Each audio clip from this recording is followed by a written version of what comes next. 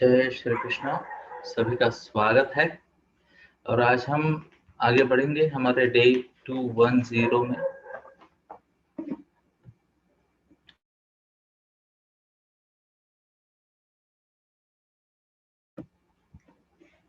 और आज हम बात करेंगे करणीय चीजों की, करने जैसी चीजें, जो करना चाहिए, जो शास्त्रों का रिकमेंडेशन है, उसकी हम बात करेंगे और समझने का प्रयास करेंगे कि किस तरीके से हमें मार्गदर्शन मिला है। और इसे हम कहते हैं सत्व गुण, सत्व गुण और सत्व गुणों के लक्षण। तो हमने पहले क्या देखा? रजोगुण देखा, जो महत्वाकांक्षा से भरा है, बिजी रहने वाले लोग, ध्येय के प्रति जिसे कहते हैं बहुत ही ज्यादा फोकस्ड। फिर हमने देखा तमोगुण, जहां पे आलस है, निद्रा है, प्रोकास्टिनेशन है, काम को आगे ढकेलने की वृत्ति है। तो ये हमने देखा। अब आगे देखते हैं समर्थ रामदास स्वामी जी क्या कहते हैं अगले वाले के बारे में। तो यहाँ हम शुरुआत करते हैं।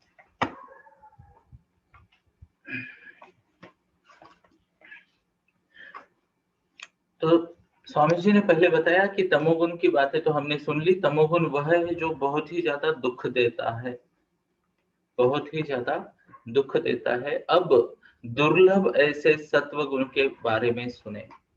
यहाँ शब्द यूज किया है दुर्लभ। अब ध्यान से सुनिए, दुर्लभ का मतलब यह नहीं कि बहुत मुश्किल है, दुर्धर है या कोई नहीं कर सकता। दुर्लभ का मतलब यह नहीं कि मुश्किल है। दुर्लभ का मतलब यह है कि ये उतना मुश्किल नहीं होते हुए भी शायद संस्कारों के अभाव से, या फिर जैसे कहते हैं प्रैक्टिस है, सराव, ओके, प्रैक्टिस के अभाव के कारण ज्यादा देखा नहीं जाता। बहुत कम लोग आपको मिलेंगे जो सत्वगुणी हैं। तो आगे बढ़ते हैं और समझते हैं कि सत्वगुण क्या है और कैसे इसके बारे में गाइडेंस दिया है हमें। तो सबसे पहली बात है भजन या फिर भगवत भक्ति का आधार ही सत्वगुण है। भजन या भगवत भक्ति, इसका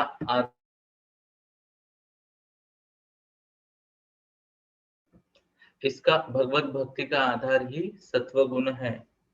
यह बात को जरा समझते हैं कि यह वह गुण है। अभी ये भजन क्या है, ये भजन क्या है, कीर्तन क्या है ना, मनन क्या है, चिंतन क्या है। तो ये भगवत भक्ति के प्रकार है। और भगवान की भक्ति के लिए, ध्यान लगने के लिए सत्वगुण का आधार बहुत इंपॉर्टेंट है और सत्वगुणी व्यक्ति ये कर पाता है। अब ध्यान से सुनना, आपके स्वार्थ की बात बता रहा हूं। यहाँ पे यहाँ स्पष्ट लिखा है योगी जन सत्वगुण। स्वार्थ कहाँ की सब लोग कैमरा की तरफ देखते हैं। जय श्री कृष्ण, है ना। अपने फायदे की बात सुन लीजिए। और वो बात यह है कि योगी जन सत्व गुणों का आधार लेके, ध्यान से सुनना। और कई बार यहाँ पे हमारे जो धर्म ग्रंथ है या फिर जो रेफरेंस वाले पॉइंट्स है वो मिस हो जाते हैं। तो यहाँ बताया गया योगी जन सत्व गुण के आधार से, सत्व गुणों के उपयोग से ही सिद्धि प्राप्त करते हैं। क्या प्राप्त करते हैं? सिद्धि। अब कृपया नोट करें, सिद्धि क्या है? सिद्धि क्या है जरा समझने का प्रयास करते हैं, है ना। सिद्धि यानी साध्य करना। सिंपल सी बात है, सिद्धि का मतलब है साध्य करना।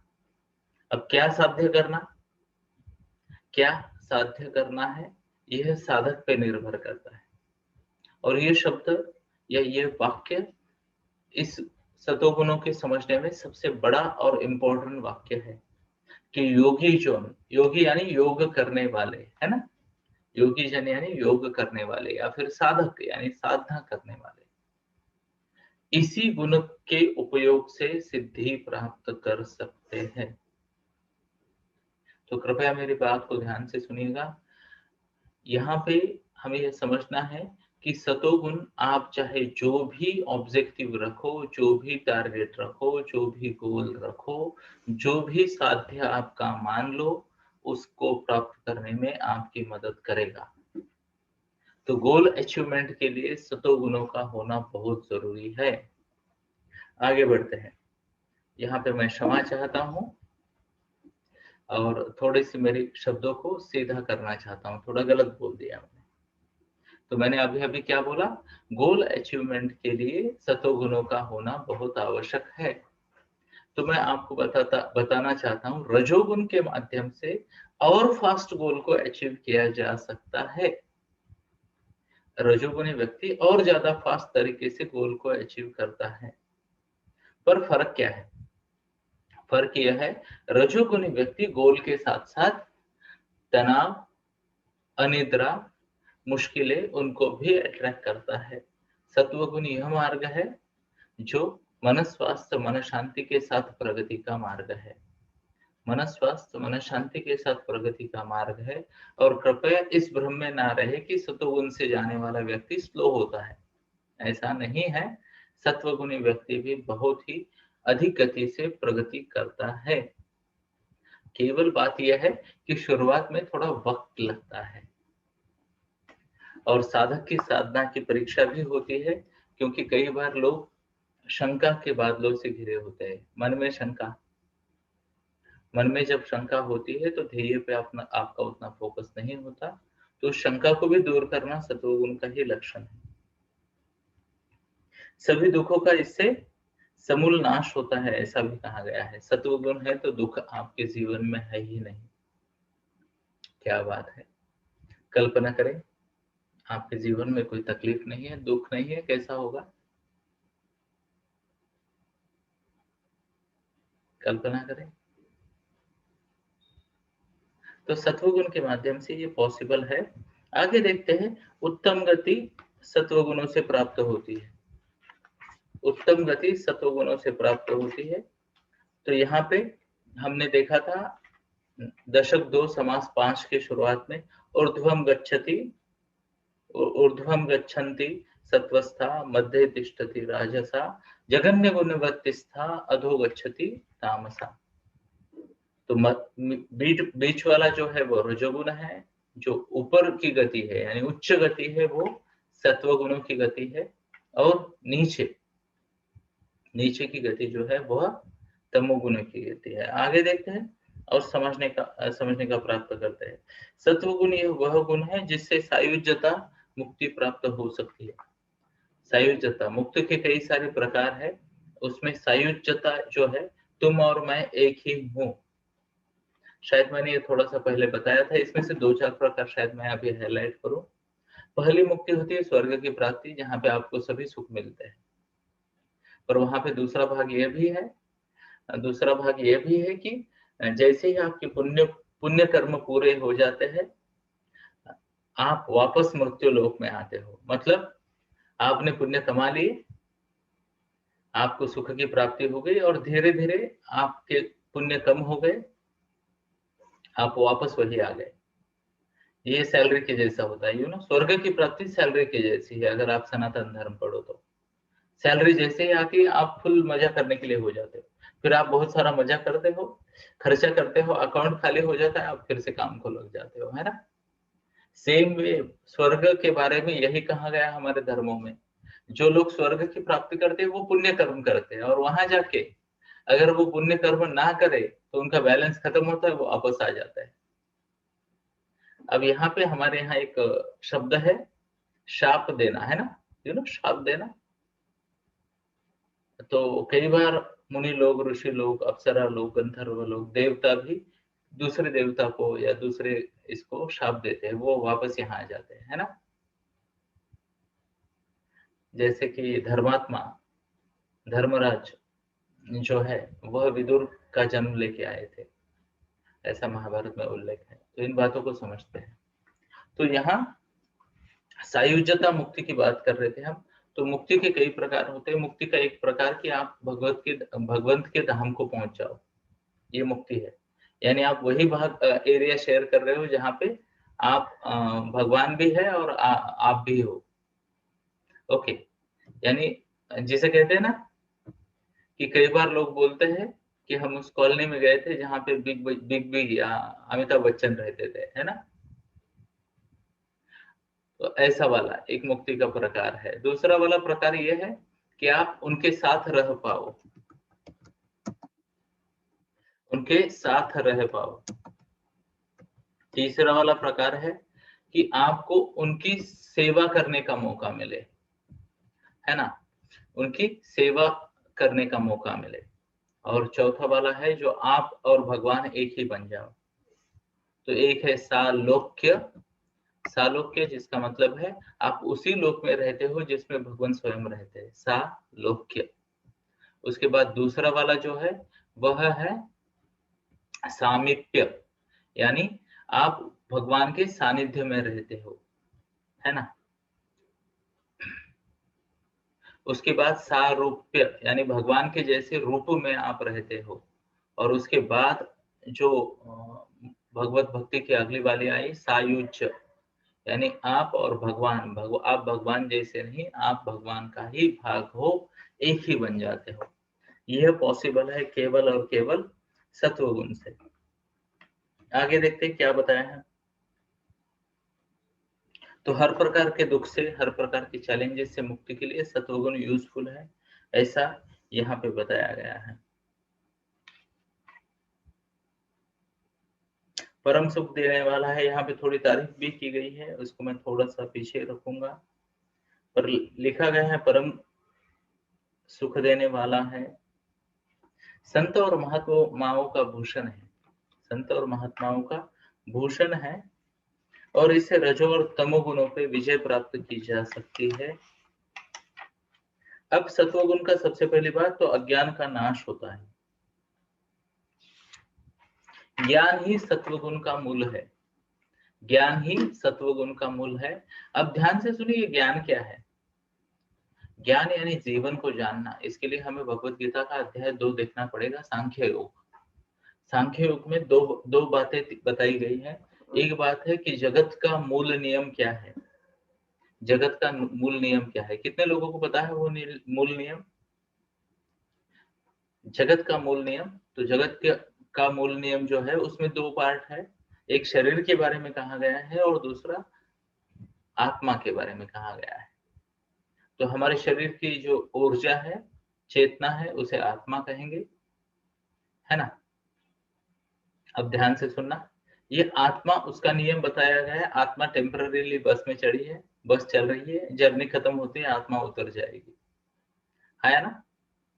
शरीर के बारे में कहा गया है, ये शरीर को एक निश्चित गति दी गई है। ध्यान से सुनना, निश्चित गति दी गई है, उस गति से ये शरीर चलता है।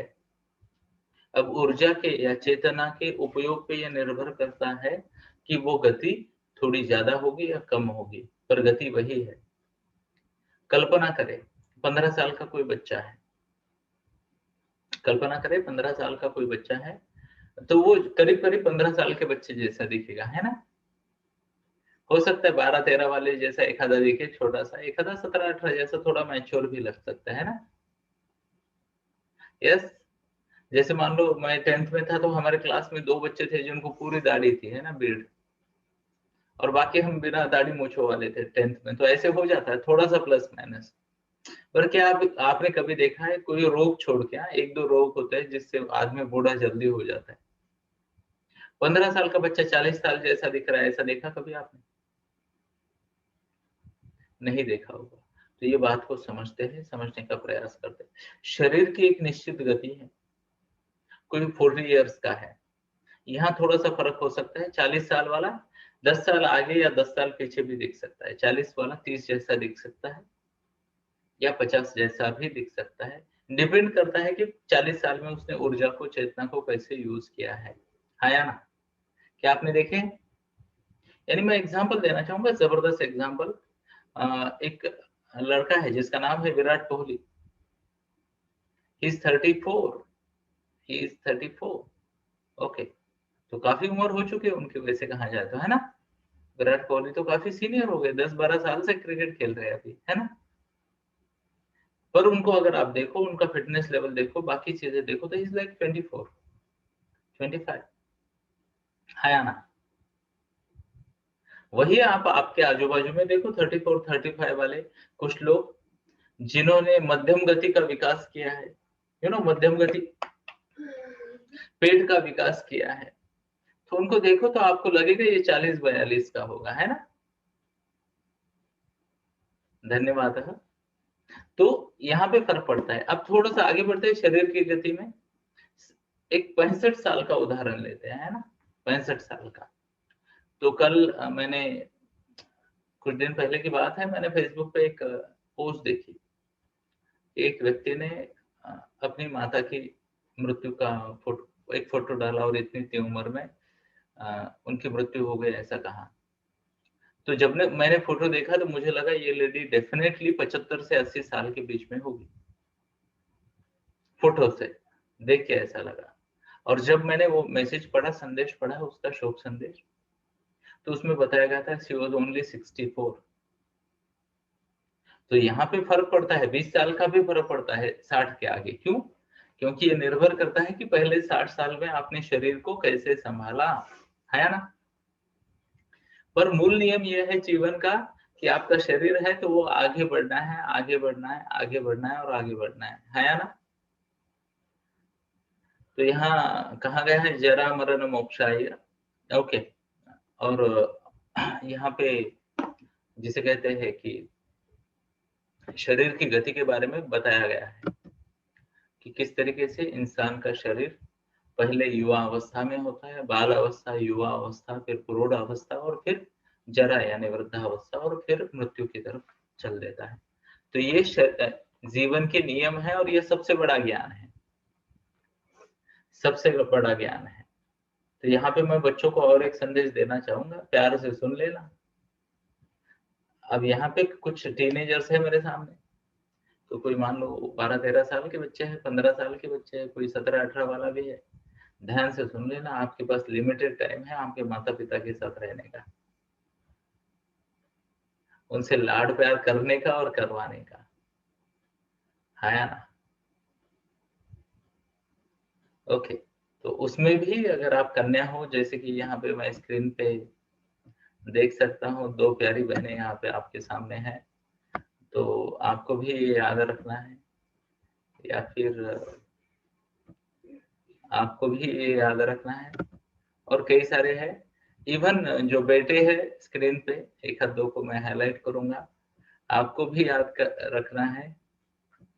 और आपको भी याद रखना है कि जय श्री कृष्ण, आप सबके साथ एक लिमिटेड समय है जहां पे आप ना प्यार कर सकते हो, प्यार करवा के ले सकते हो, लाड प्यार, है ना। तो इस समय को अपने टैंट्रम दिखाने में, अपनी ऊर्जा दिखाने में, अपने अलग अलग भावनाओं के भाव दिखाने में वेस्ट ना करे, है ना, वेस्ट ना करे। तो इसको यूटिलाइज करे, कृतज्ञता के भाव रखे, धन्यवाद के भाव रखे और अच्छे से अपना जीवन आगे बढ़ाए। बहुत आवश्यक है दोस्तों, बहुत आवश्यक है। और ये ज्ञान ही परम ज्ञान है, ये ज्ञान ही परम ज्ञान है। बाकी अमेरिका कब स्वतंत्र हुआ, पहला महायुद्ध कहाँ हुआ, किसने कौन सी घोषणा दी, किसने किससे क्या कहा, ये ज्ञान नहीं है दोस्तों, ये मेमोरी की टेस्टिंग है, मेमोरी की टेस्टिंग है वो, है ना। कि 1957 में क्या हुआ, है ना। ऐसा बोलते हैं ना वो लोग कि एक यूनिक सी घटना घटी थी, बोले 19 क्या कहते 1852 में, है ना। फिर लोग ढूंढने पड़ते हैं कि क्या हो गया, क्या हो गया 1852 को। तो वो ज्ञान नहीं है, वो तो मेमोरी की टेस्टिंग है। क्योंकि ध्यान से सुनना, इससे उन लोगों को कुछ नहीं फर्क पड़ता जो ये कभी नहीं सीखते। पड़ता है क्या? ये मेमोरी टेस्टिंग है। सच्चा ज्ञान ये है, दो चीजें याद रखे। और जब आप ये दो चीजें याद रखोगे, you will understand how precious life is, how precious life is and how we should go through these stages of life, तो जिस जिस स्टेज में आप हो वहां आपकी कुछ ड्यूटीज है, कुछ कर्तव्य है जिनको आपको निभाना है ना। और यही कर्तव्य को, यही ड्यूटी को कहते हैं नियत नित्य कर्म। नियत नित्य कर्म। भगवत गीता अगर आप देखोगे, ध्यान से पढ़ोगे, समझोगे, तो Bhagavad Gita is all about one thing. भगवान ने एक ही संदेश किया है, नियत नित्य कर्म करते रहो पार्थ। नियत नित्य कर्म करते रहो पार्थ। तो आपकी जो जो ड्यूटी है वो आपको करनी है, आपकी उम्र के हिसाब से, आपकी लाइफ प्लेसमेंट के हिसाब से, आपकी सोशल प्लेसमेंट के हिसाब से, जियोग्राफिकल प्लेसमेंट के हिसाब से कुछ ड्यूटीज है आपकी, वो आपको समझना पड़ेगा। जितना जल्दी समझोगे उतना अच्छा है ना। अब कई बार विद्यार्थी और स्टूडेंट में फर्क आ जाता है। ड्यूटीज बताने की बात अगर करें तो विद्यार्थी का काम है विद्यार्जन करना। क्या करना? विद्या अर्जन करना, यानी नॉलेज प्राप्त करना, स्किल प्राप्त करना, है ना। और ये शिक्षा जीवन की होनी चाहिए। किसकी होनी चाहिए? जीवन की शिक्षा होनी चाहिए, और जीवन को प्रगति के मार्ग पे लेके जाने वाली शिक्षा होनी चाहिए। अनफॉर्चुनेटली हमारे यहाँ ये चीजें कोई नहीं सीखा था। इनफैक्ट कल ही मैंने एक प्रोग्राम भी लिया था जहाँ पे मैंने शायद 50 से भी ज्यादा मुद्दों की बात की। जो पेरेंट आए थे उन्होंने लिख भी लिया। वो यहाँ कोई है उनमें से? आई थिंक है, कुछ लोग हैं यहाँ पे। उन्होंने वो 50 पॉइंट लिख भी लिए कि क्या कर सकते हैं हम, या फिर क्या करना चाहिए एज अ पेरेंट, हमारे बच्चों को क्या एक्सपोजर देना चाहिए। और कल मैंने उनको, उन सभी लोगों को अपील भी की कि आपको जिस किसी तरीके से हो सके आपके बच्चों को ये चीजें सिखानी पड़ेगी। जब वो सीखेंगे they would be life ready. What's the word? What's the word? Life ready. तो उनके बारे में भी मैंने बात की। उससे कुछ दिन पहले मैंने चैलेंजेस की बात की। इनफैक्ट ये सब प्रोग्राम में शायद हर हफ्ते भी रन करूं मैं, ताकि जिनका मिस हो गया उनको ये चले। क्योंकि बड़ी मेहरबानी है जूम की और ये सब चीजों की। एक बार भाषण दे दिया, कितनी बार भी चला सकते हैं, है ना। तो खुद को आने की जरूरत नहीं। तो कल ही मैं मिनल मैम से बात कर रहा था कि इन भाषणों को आप चलाते रहो ताकि लोगों को एटलीस्ट वो लिस्ट तो मिलती रहे और समझने को भी मिले कि किस तरीके से ये चीजें जरूरी है जीवन में। थोड़ा आगे बढ़ते हैं और समझने का प्रयास करते हैं। तो जब सत्वगुण प्रकट होते हैं तो देह के आचरण में जो बदल घटते हैं उनके लक्षण कैसे हैं? तो सबसे पहली बात, परमेश्वर के प्रति अधिक प्रेम उत्पन्न होता है।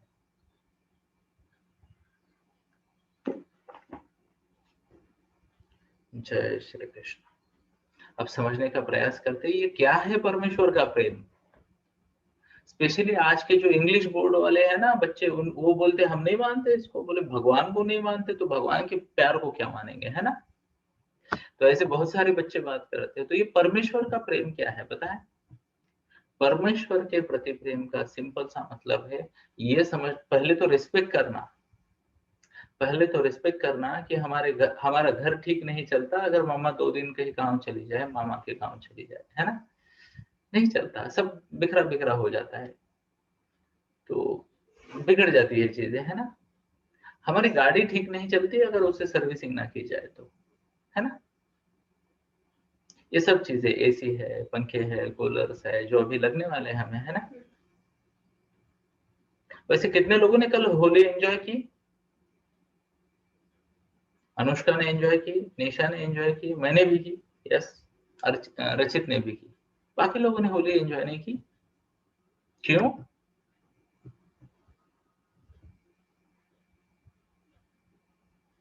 अरे ये क्या कर दिया आपने। अच्छा, मोनिका मैम ने भी एंजॉय की, डॉक्टर साहब है, उन्होंने भी एंजॉय की, और अथर्व ने भी की। अभी एक ही घर में है तो दोनों ने एंजॉय कर ली, है ना। वाह, कई सारे लोगों ने एंजॉय की, पर बहुत सारे लोगों ने नहीं की। वाह। तो अभी यहाँ पे लाइन लग रही है लोगों की बताने में, है ना। तो ध्यान से सुनना। ये इसे इनफैक्ट आज मैं सिखाने वाला हूँ। एनएलपी वाले कुछ लोग दिख रहे हैं मेरे ट्रेनिंग वाले, तो उनको मैं सिखाऊंगा एंकरिंग। पर चलो स्वार्थी नहीं बनते, यहाँ पे भी थोड़ी हिंट देते हैं। हमारे शास्त्रों में, प्लीज नोट करें, हमारे शास्त्रों में इतना बढ़िया मेंटल प्रोग्रामिंग किया गया है, इतना बढ़िया हमारा मानसिक प्रोग्रामिंग किया गया है कि सही समय पे हम सही चीज को एंजॉय करते हैं। कल ही मैं जब होली सेलिब्रेट हो रही थी तो एक ज्ञानी से मिला और उन्होंने कहा कि पांचांग वाले से बात करते और होली को शिफ्ट कर देते हैं ठंडी के दिनों में तो मजा आएगा। How many of you like that idea? अच्छा है आइडिया। हाँ, तो मैंने उन्हें कहा कि कल मैंने उनको भी समझा दिया, तो ये दूसरी बार है और आज दोपहर को प्रॉपरली घंटा भर सिखाऊंगा, वो तीसरी बार होगी एनएलपी में, है ना। तो ये क्या है मैं आपको बताता हूँ, ध्यान से सुनना। हमें पहली बारिश में भीगने का प्रोत्साहन दिया जाता है, हाँ या ना, और एंजॉय करने का, हाँ या ना। जैसे ही ठंडी के दिन आते हैं, ध्यान से सुनना, ये सनातन धर्म का ज्ञान है, कहीं नहीं मिलने वाला। और वहां हमारे टोनी रॉबिन्स जी अरबों कमा रहे हैं एनएलपी सिखा के, है ना। जय श्री कृष्णा, और भगवान उन्हें ब्लेसिंग थे और उनके माध्यम से हम भी कमा रहे हैं, उन्होंने हमें इंट्रोड्यूस किया। शायद हम गंगा किनारे जाते तो ये जल्दी ना समझ पाते, क्योंकि हमारे लोग इसको, इसकी प्रताड़ना कर रहे, इसको अप्रिशिएट नहीं कर रहे, तो बाहर वाले लोग लेके जा रहे, सीख रहे। अब ध्यान से सुनना, हमारी संस्कृति की 4-5 उदाहरण देता हूं, मन की तैयारी कैसे करते हैं हमारी संस्कृति में। ध्यान से सुनना, जैसे ही पहली बारिश आती है हमारे यहाँ एक चलन सा है कि भीगना है, पहली बारिश को एंजॉय करना है ना। मिट्टी की खुशबू लेनी है, सौंधी सौंधी सी खुशबू बोलते हैं कवि लोग ना पिक्चर में, है ना, सौंधी सौंधी सी खुशबू मिट्टी की।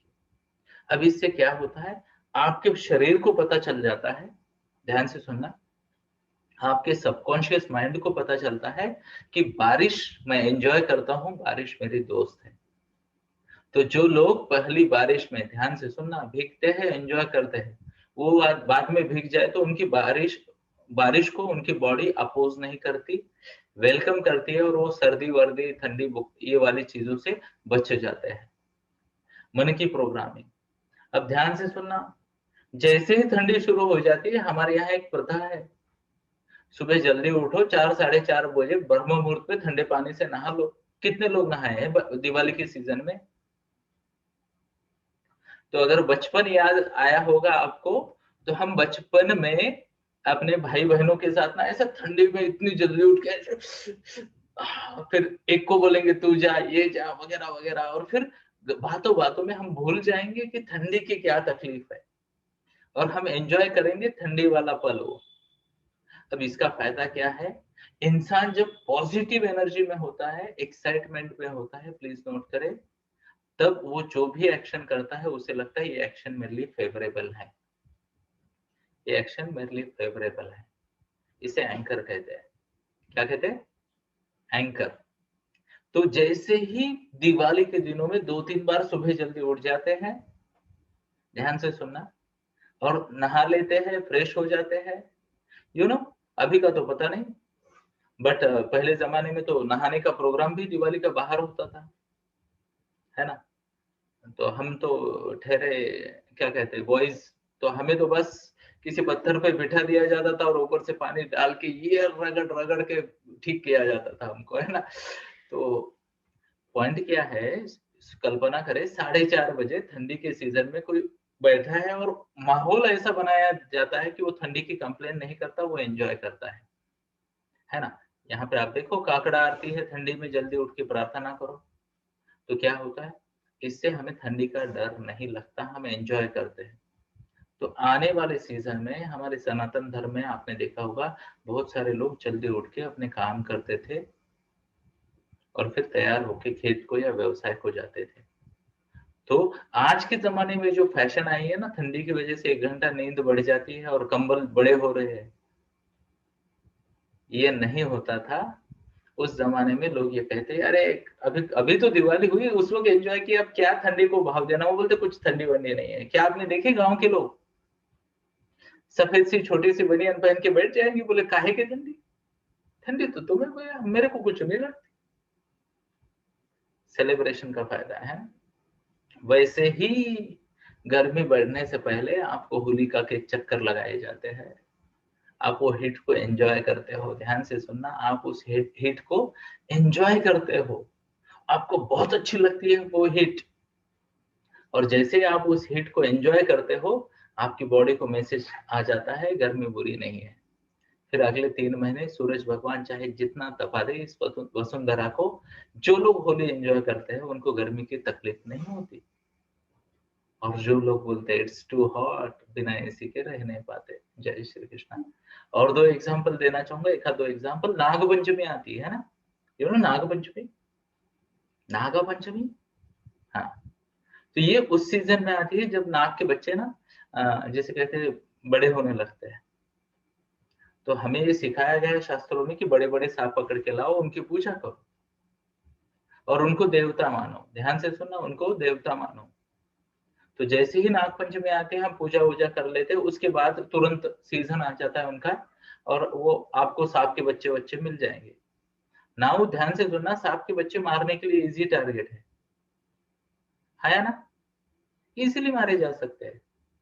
पर हमने स्कूल में पढ़ा था कि सर्प तो फार्मर के मित्र होते हैं, डरेगा तो मारेगा। और जैसे ही ये सांप का बच्चा वो देखते हैं, उनको याद आता है सर्प भी भगवान होता है, वो हाथ जोड़ते हैं, जाने देव बोलते हैं, नाग देवता है। तो सर्पों को मरने से बचा देते हैं लोग त्योहार के माध्यम से। और ध्यान से सुन लेना, और जिसे कहते हैं कि खुद की भी मदद करते हैं, क्योंकि सांप बचेंगे तो खेती बचेगी, है ना। वो क्या कहते हैं, रैट्स वैट्स से बचा लेते हैं। और एक मैं आपको बताता हूँ, बैल पोड़ा, यू नो, महाराष्ट्र में बहुत सेलिब्रेट होता है, बैलों की पूजा की जाती है। ये वो समय है जब बारिश बढ़ने लगती है और कीचड़ बड़ा बड़ा आने लगता है, तो बैलों की तकलीफ बढ़ जाती है ना। अभी तो आपके पास बड़े बड़े रास्ते हैं, उस जमाने में नहीं हुआ करते थे। तो कीचड़ भरे रास्तों से बैलों को मेहनत करके या फिर खेती में भी मेहनत करनी पड़ती थी।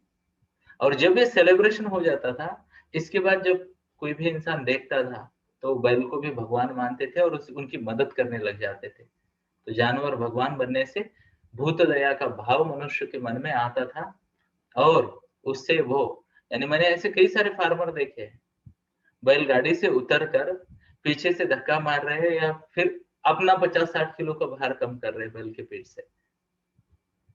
क्यों? क्योंकि उन्होंने कुछ दिन पहले बैल की पूजा की थी, भगवान माना था बैल को। आया ना। तो यहाँ पे मैं आपको बताऊं, हमारे पास कुछ ऐसी बुक्स उपलब्ध है जहाँ पे साइंस बिहाइंड इंडियन फेस्टिवल्स बोला गया है। साइंस बिहाइंड इंडियन फेस्टिवल, ये सब प्लानिंग है। और इसको ध्यान से सुनना, इसको पाश्चिमात्य देश ना बड़े बड़े लेवल पे यूज कर रहे हैं। अब पश्चिम वाले देशों में ना, यूरोप में, अमेरिका में 2 ही प्रकार के लोग हैं, योगी और भोगी, यू नो। योगी और भोगी, आइदर दे एंजॉय एंड बस खत्म, वो टिपिकल अपनी स्टाइल में एंजॉय करते रहते जो उनको लगता है एंजॉयबल है। और दूसरे वाले कुछ नहीं, मेडिटेशन कर रहे। मैं आपको चैलेंज लगाता हूँ, यूट्यूब पे जाइए, मेडिटेशन ढूंढिए। 70% मेडिटेशन आपको इंडिया से नहीं मिलेंगे, यूरोप से और अमेरिका से मिलेंगे। और सब गंगा के किनारे से ही लिए गए हैं, क्योंकि योग तो हमारे, जैसे कहते हैं ना, भूमि में बहुत पहले से है। अगर आप बाकी धर्मों की स्थापना भी देखोगे तो आपके पास उसकी डेट है। तो जब बाकी धर्म स्थापित भी नहीं हुए थे, ध्यान से सुनना, तब से हमारे पास योग है।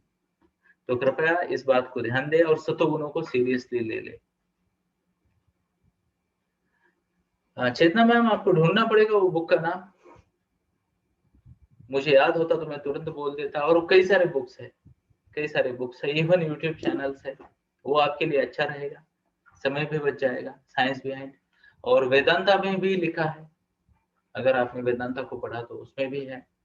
बुक्स का स्पेसिफिक नाम मुझे नहीं पता, पर शायद मेरी लैपटॉप में अभी भी एक आधी बुक होगी। Let me check.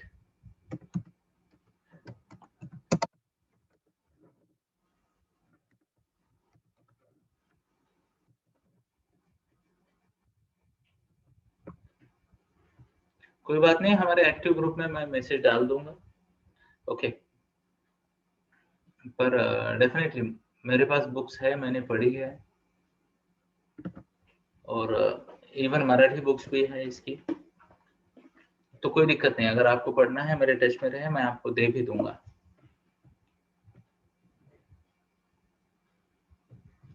तो आगे बढ़ते हैं, जरा मुद्दे को आगे बढ़ाते हैं। और समय, अभी तो हमने सतोगुणों को शुरू भी नहीं किया और समय की पाबंदी आ गई, तो आज के लिए हम यही रुकेंगे। चलो, और मुझे उम्मीद है आज भी मैं आपको कुछ अच्छी बात, नई बात बता पाया, जिससे शायद आपको थोड़ी मदद हो जीवन को सही मानने में, समझने में, सही मायने में समझने में। प्लीज नोट करें इन बातों को, बहुत जरूरी है। बहुत जरूरी है सच को समझना, बहुत जरूरी है सच को समझना।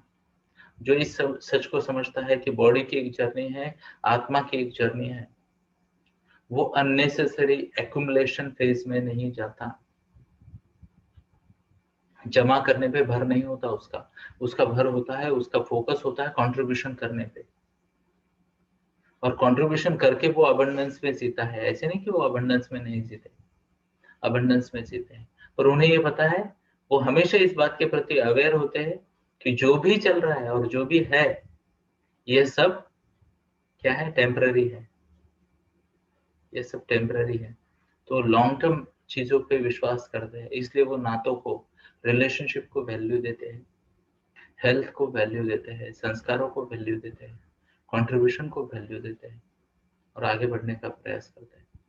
तो धन्यवाद दोस्तों, आज के लिए यही रुकते हैं। तो आते रहिए, सुनते रहिए, सुनाते रहिए और कहते रहिए, जय श्री कृष्ण।